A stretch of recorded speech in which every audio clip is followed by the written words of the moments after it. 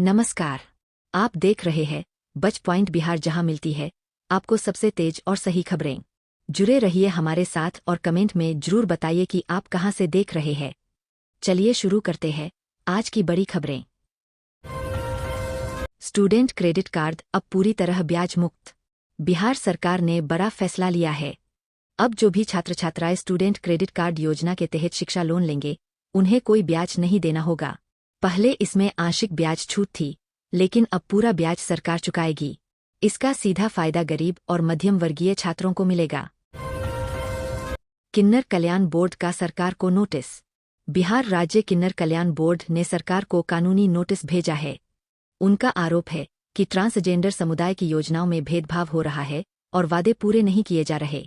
Board ने चेतावनी दी है कि अगर जल्द कार्रवाई नहीं हुई तो वे कोर्ट का दरवाजा खटखटाएंगे। बिहार रेजिमेंट की पहली बटालियन का रेफिंग डे। बिहार रेजिमेंट की पहली बटालियन का स्थापना दिवस धूमधाम से मनाया गया। इस मौके पर जवानों ने परेड और शौर्य प्रदर्शन किया। ये वही रेजिमेंट है जिसने कारगिल युद्ध से लेकर कई बड़े अभियानों में शौर्य दिखाया है। 2090 करोड़ की बड़ी परियोजना। कंस्ट्रक्शन कंपनी एनसीसी को बिहार में एक बड़े रिजर्वॉयर प्रोजेक्ट का काम मिला है। इसकी लागत 2090.5 करोड़ है। जैसे ही यह खबर आई, कंपनी के शेयर लगभग 5% चढ़ गए। इस प्रोजेक्ट से बिहार के कई जिलों में पानी की समस्या हल होने की उम्मीद है। बिहार सरकार ने परसरमा से अरिया सड़क को 2 लेन बनाने की मंजूरी दे दी है। इस पर 1547 करोड़ खर्च होंगे। इससे बिहार नेपाल के बीच कनेक्टिविटी भी और मजबूत होगी और व्यापार यात्रा आसान होगी। 10.7 लाख नए वोटर जुड़ेंगे।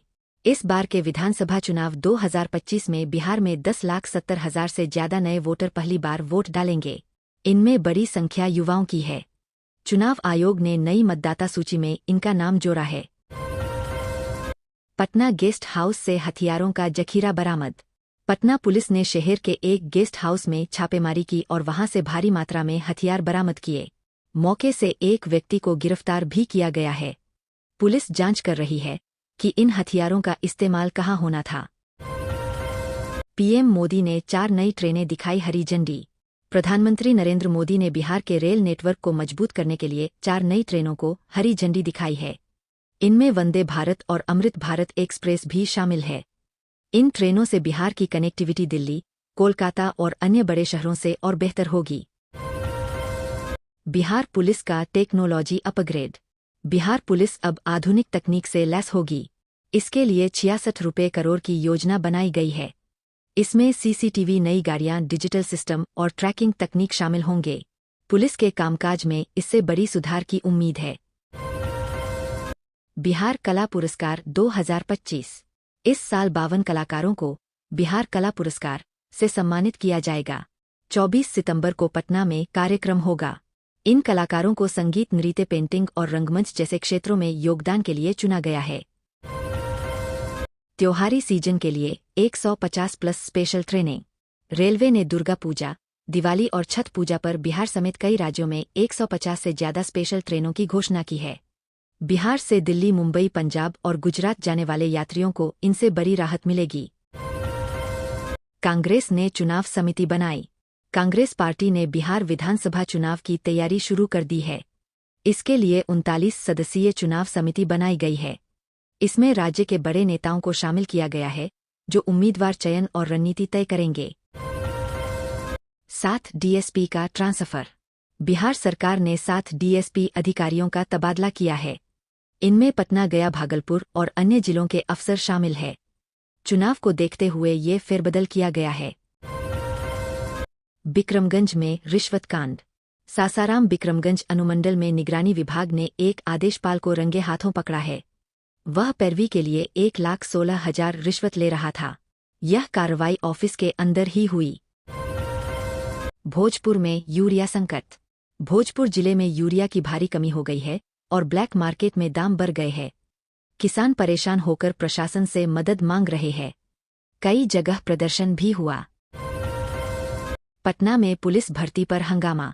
पटना में पुलिस भर्ती परीक्षा और नियुक्ति को लेकर छात्रों ने प्रदर्शन किया। कई जगहों पर पुलिस और छात्रों में झड़प भी हुई। छात्रों का आरोप है कि भर्ती प्रक्रिया पारदर्शी नहीं है। तेजस्वी यादव पर एफआईआर। दरभंगा में माई बहन योजना के नाम पर ठगी का आरोप लगाते हुए तेजस्वी यादव समेत आरजेडी नेताओं पर एफआईआर दर्ज हुई है। आरोप है कि योजना के नाम पर लोगों को गुमराह किया गया। पूर्णिया एयरपोर्ट का नया टर्मिनल। पूर्णिया एयरपोर्ट पर अस्थायी टर्मिनल भवन का उद्घाटन हुआ। अब यहां से छोटे विमान की उड़ानें जल्द शुरू होंगी। इससे पूर्णिया, किशनगंज, अरिया और कटिहार के लोगों को सीधा हवाई सफर की सुविधा मिलेगी। तेज प्रताप यादव का आरोप, बाढ़ पीड़ितों को नहीं मिल रही मदद।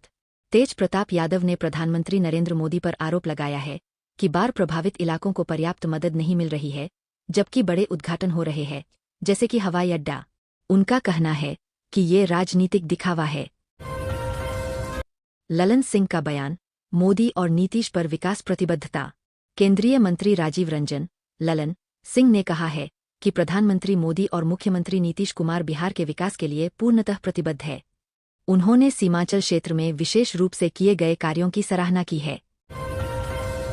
बीजेपी की तैयारी तेज, अमित शाह रणनीति बनाएंगे।